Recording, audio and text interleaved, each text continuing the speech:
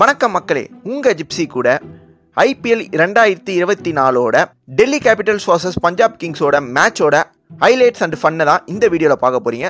சுமார் 3 மணிக்கு டாஸ் போட்டு அதில் ஷிக்கர் தவான் டாஸை வின் பண்ணி சூஸ் டு போல் அப்படின்னு சொன்னார்.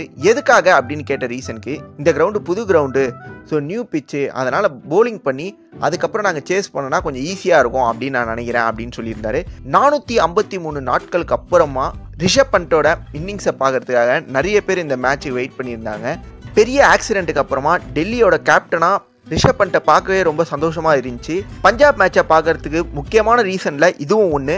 பிரீத்தி சிந்தாவை பார்க்கறது இதான் சார் நம்ம பையன் புத்திங்கிறது. அவங்களும் அங்கே இருந்தாங்க. அப்படியே மேட்சை ஸ்டார்ட் பண்ணால் வார்னர் அண்ட் மிச்சல் மார்ஷ் உள்ள ஓப்பனிங்க்கு டிசிக்காக வந்திருந்தாங்க. ஃபர்ஸ்ட் ஓவரில் 10 ரன்னு, செகண்ட் ஓவரில் 11 ரன்னு, தேர்ட் ஓவரில் 12 ரன்னு. எப்படி நேற்றுக்கு ஆர்சிபி அவங்களோட ஃபர்ஸ்ட் இன்னிங்ஸை ஸ்டார்ட் பண்ணாங்களோ அதே மாதிரியே ஒரு ஃபீலு டிசியும் கொடுத்துருந்தாங்க.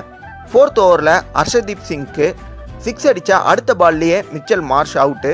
டிசிக்கு ஒரு ஷாய் ஓப் உள்ளே வந்திருந்தார். அவர் ஆடுறதுக்கு கொஞ்சம் டைம் எடுத்துக்கிட்டு 6-4ன்னு அடித்து அந்த ஓப்பை அப்படியே மெயின்டைன் பண்ணியிருந்தார். அதுக்கப்புறம் ஓப்புக்கும் வார்னருக்கும் ஒரு சின்ன பார்ட்னர்ஷிப் பில்ட் ஆகிறப்போ வார்னரோட விக்கெட்டு. அப்புறம் ரிஷப் பண்ட் உள்ளே வர எல்லாருமே நல்ல ஒரு வரவேற்பு ரிஷப் பண்ட்டுக்கு கிரவுண்டில் கொடுத்துருந்தாங்க. 11th ஓவரில் ஓப் ஒரு 6 அடித்து நெக்ஸ்ட் பால் அவுட் ஆனதுக்கப்புறம் பண்ட் ஒரு 2-4 அடித்து அதுக்கப்புறம் ஒரு பெரிய இன்னிங்ஸ் ஆட போகிறாரோ அப்படின்னு நினைக்கும் போது அவரோட விக்கெட்டு.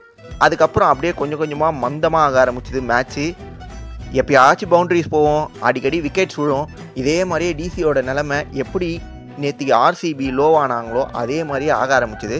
அந்த டைமில் தான் ரிக்கி பாண்டிங் அவரோட பிரெயினை யூஸ் பண்ணி எப்படியும் ஹர்ஷல் பட்டேலுக்கு லாஸ்ட் ஓவர் கொடுப்பாங்க அப்படின்னு சொல்லிட்டு ஒரு இம்பாக்ட் பிளேயர் இறக்கும்னு இறக்கி லாஸ்ட் ஓவரில் மட்டுமே 24 ரன் அடித்து 174 டார்கெட்டாக ஃபிக்ஸ் பண்ணாங்க டிசி.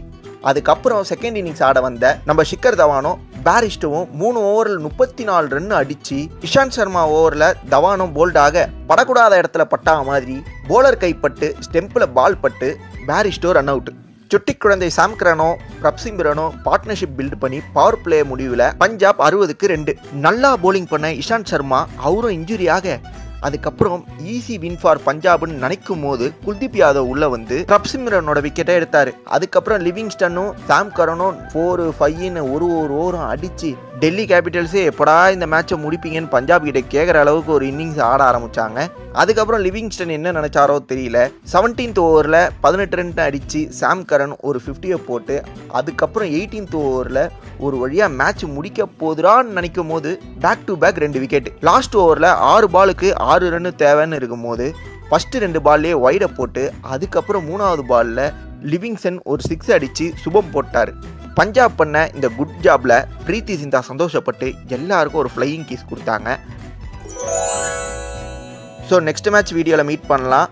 மறக்காமல் சேனலை சப்ஸ்கிரைப் பண்ணிவிட்டு உங்களுடைய மேட்ச் வியூஸை கமெண்ட்ஸாக போடுங்க என்று விழா குழுவினர் சார்பாக கேட்டுக்கொள்ளப்படுகிறது.